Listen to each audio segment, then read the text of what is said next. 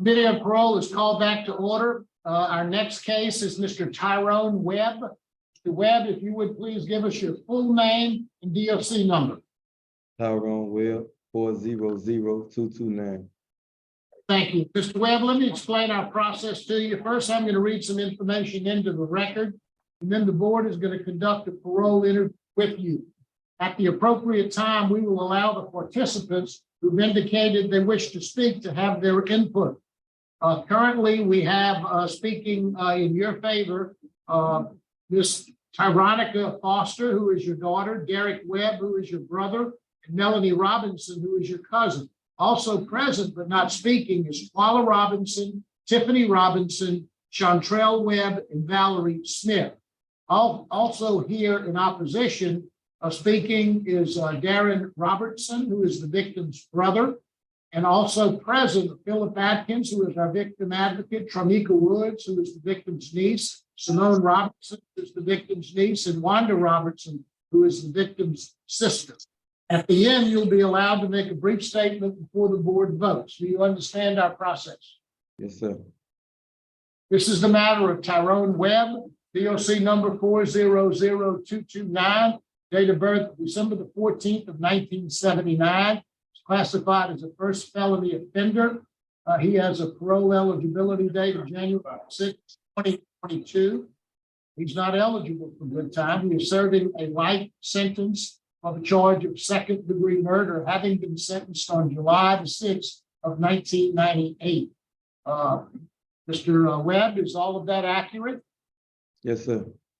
Mr. Webb, your case has been assigned to Ms. Cheryl Renatza. She is on my right. She'll begin our interview process. Would you please answer any questions that she might have? Yes, sir. Good morning, Mr. Webb. Good morning, Mr. Nuss. How old are you, sir? 43, Okay. How long you been in jail? 26 years. So you served 26 years of a life sentence. And so you had just turned 17 when you committed this crime. Is that right? Yes, ma'am. And you were originally charged with first-degree murder, but through a plea agreement, it was put down to second degree. Right? Yes, ma'am. So why don't you tell us what happened that day?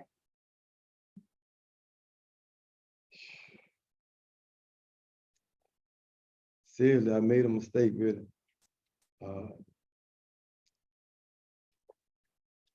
Somewhere I shouldn't have been. Out late. Why were you there? Ma'am. That you were somewhere you shouldn't have been, but why were you there? Just out late. I guess trying to be grown, older, you know.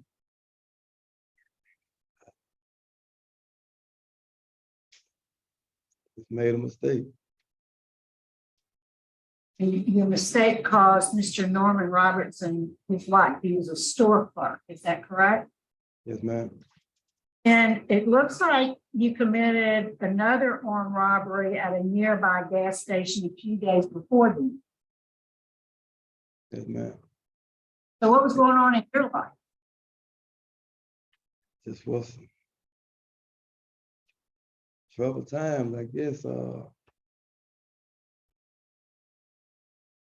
Trying to be my own man at a young age. So how far did you go in school? 11th grade. Why'd you drop out? Why'd you quit? Getting in trouble.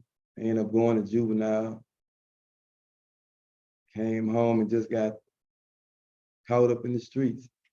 Yeah, were you kicked out of school? Ma'am? Were you kicked out of the school? Yes, I was expelled 3 times. All right, so when did you figure out you were going to be eligible to sit before the parole board? I think in, I want to say 2020, 2019 or 20. So how long have you been there at David Webb? Since 2011. What programs have you been able to complete since you've been? well, victim awareness, living in balance, in the reentry program. So I see you did 100 hours reentry 2021. Are you enrolled in anything now? Ma'am, Are you enrolled in any classes now? not right now. I just recently graduated the victim awareness and living in balance class. So you did complete living in balance? Yes, ma'am. Because my record indicated you were enrolled in living in balance. Good. What did you learn from that? A lot of things I didn't know. Basically, what I learned was to try my best to be a thinker outside the box. Am I still on? Yeah, you're on. You're on. All right. Learn to make rational decisions. Basically, just try to do the best I can. So when you were running the streets as a 16 and 17-year-old, were you doing drugs? Yes, ma'am. What kind? Marijuana. That's it? Yes, ma'am. What about drinking alcohol? I have, but no, ma'am. Not a group. Smoking weed? Yes, ma'am. Tell me about your write-ups. I noticed you got 57 write-ups in the last 26 years, but you got 2 contrabands in 2022. What was that all about? 22. Last year. That was the can, right? Yeah. And the positive drug test. I failed the drug screen and I was got caught with some cans. The what? Wow. Area. Some cans, some dip. Yeah. Okay. Tobacco that I shouldn't have had I was in an area I couldn't have. So what'd you test positive for when you had a positive drug screen? Cocaine. Okay. And what's that all about? You hadn't learned anything, huh? And all this time. You told me you didn't do that. Tested positive for cocaine. I mean, I just was a prison thing, I guess. I never did on the street. Yeah. So when did you finish living in Dallas? About 2, maybe 3 weeks ago. What did it tell you about drugs? Yeah, they spoke on drugs a lot, basically throughout the whole course. And So, Mr. Webb, what is your job? You have a job, or you were a student, full-time student? What's your job? I don't have a job at the moment. Why is that? In prison. I'm in a place where I can't have a job right now. Okay. Your housing area? Yes, ma'am. Where are you housed? In one, which is a transition unit. Okay. Well, I want you to know that you have some strong opposition to any consideration for early release by law enforcement. Of course, we'll hear from the victim's family shortly. I'm a little concerned about the positive drug screen in 2022 for cocaine. I can't pass the dip, the cans. I can't pass the stuff. I don't have any other questions at this time, Mr. Webb. Thank you. It's nice talking to you. Warden, what can you tell us about Mr. Webb? Not a lot to add, Mr. Marabella. You know, his record speaks for itself. He's been here since 2011. He's not really a terrible, problematic offender. His conduct record, as you notice, he gets a write-up or 2 a year. That's about it. He's gone well over a year now without a write-up. When that housing unit that he's in, Mr. Renata, that's the step above working segregation. It's a medium custody transition cell block, so he should be moving to a general population dormitory pretty soon. Hopefully we can get him involved in some more programming, but overall, his institutional record kind of speaks for itself. That's all the comments I have, Mr. Mayor. Thank you very much, Gordon. Now we'll hear from your supporters, Mr. Webb. We'll hear first from your daughter, Veronica Foster. Ms. Foster?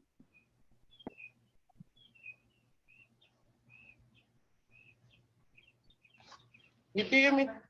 Yes, ma'am, we can hear you. Can you tell us your name and tell us what you'd like us to know about your dad? Tyrone Foster. And over the years, again, I know my dad, like he's a good man. He had flaws. Don't get me wrong, he was wrong for what he did, but I think he know better now. Thank you very much, Ms. Foster. We appreciate your comments. Mr. Derek Webb?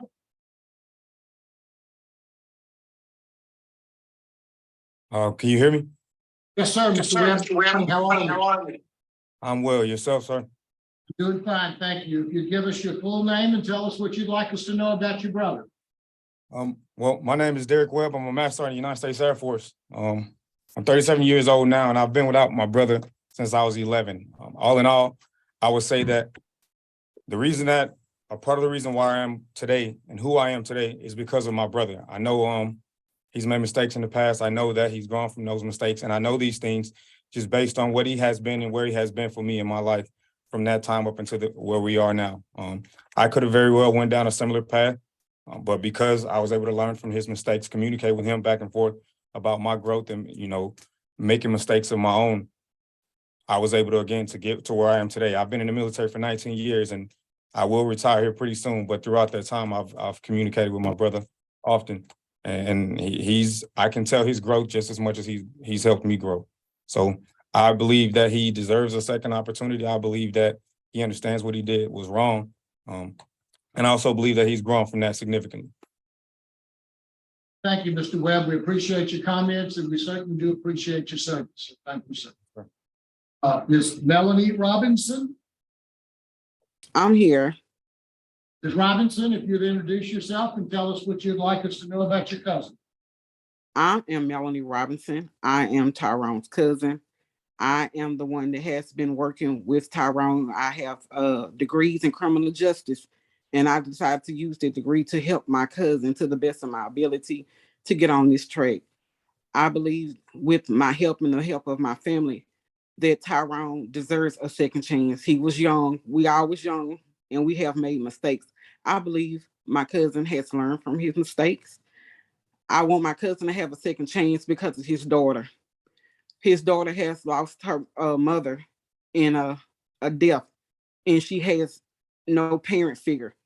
And I believe that my cousin should be denied, granted another chance to be here for his daughter.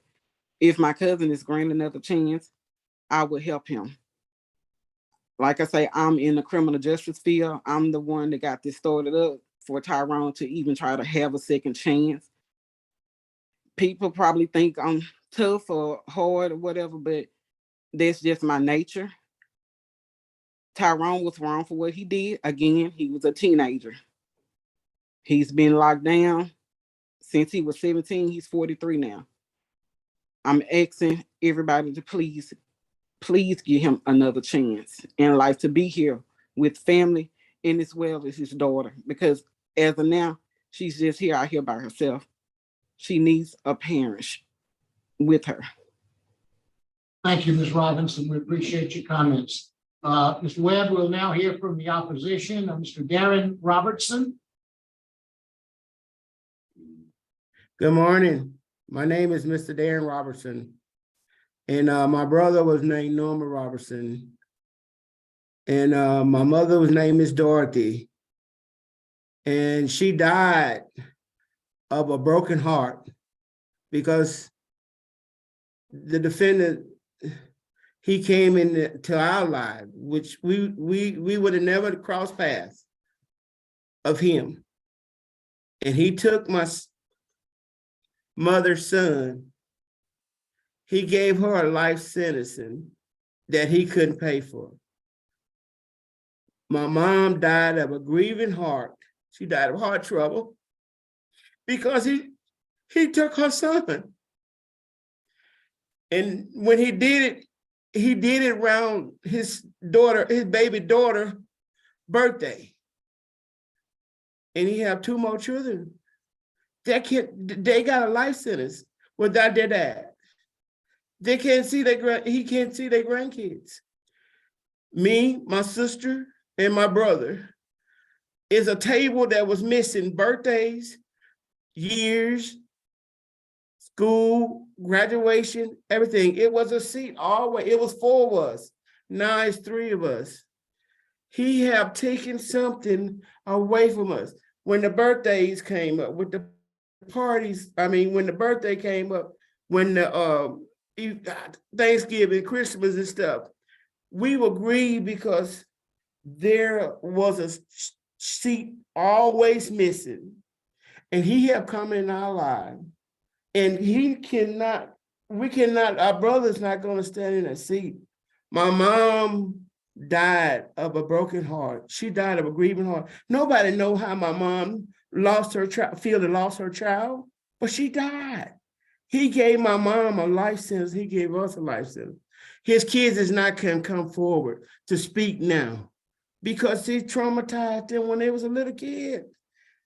They have to live this here without getting mental help from someone who took their father. Now, y'all, I want to thank you. I have a lot more to say, but I'm going to pass it on to my niece. But I would thank y'all. I'm opposition of him. My mom not able to see this day, but I'm trying to do the best. I'm trying to do the best that what my mama wishes.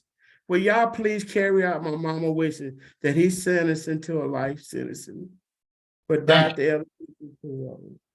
Now, I don't show your niece wishing to speak. Is your niece there? She's, I guess she's not there. Mr. Webb, is there anything you'd like to say before the board votes? Yes, I was young. I made a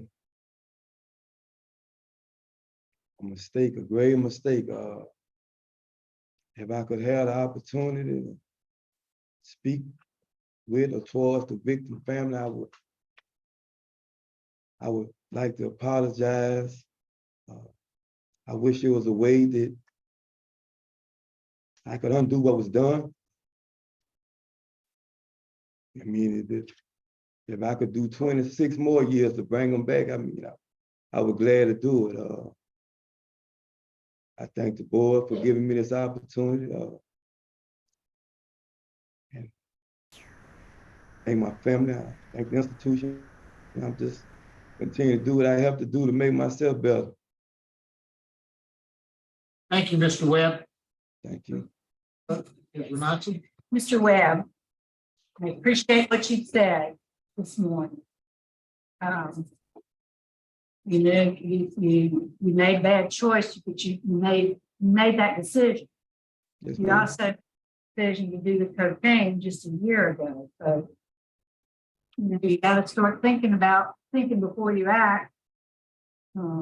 Based on the opposite, and although I believe you're starting on the right track, Warden Goodwin has said you're in a transitional unit, so hopefully you'll get back in the general population.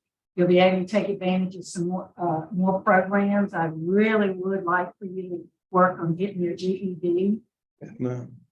But based on the opposition that's been expressed here this morning, based on the write-up in 2022, I just don't think you're quite ready. My vote today is to deny your parole. Good luck to you. Reapply when you're eligible. Thank you, Mr. Johnson. Thank you, Mr. Chairman. Mr. Webb, Yes, sir. I want to make it very clear to you that you'll always have opposition. And opposition is not the reason why you're going to be denied this. Yes, sir. The reason why you're going to be denied this morning, at the age of 42, you decided to use cocaine while you were incarcerated. You've had another contraband write-up only last year. You have not enrolled in GED program. You've had David Wade for the last 12 years. The best place possible for you to put the man right up free and take all the programs you needed, but all the programs that you completed, you just recently completed. Why you being denied this morning is basically because you lack the maturity and rehabilitation necessary for your release. And you've shown that by your actions. I deny your request. Thank you, Mr. Roche. Mr. Webb, you have 2 votes to deny your parole. I agree with both of my colleagues and the things that they've said. It sounds like you're on the right track. The cocaine write-up is a significant issue. You need to take some more programs. You're moving in the right direction. You need to remain write-up free. And you need to get some tools behind you, and your GED is really important so you can get that. So you've got 3 votes to deny you today, but encouragement for you to move on and apply when you can. Reapply when you can. Good luck to you. Yes, sir. Thank you. Thank you, Mr. Mayor.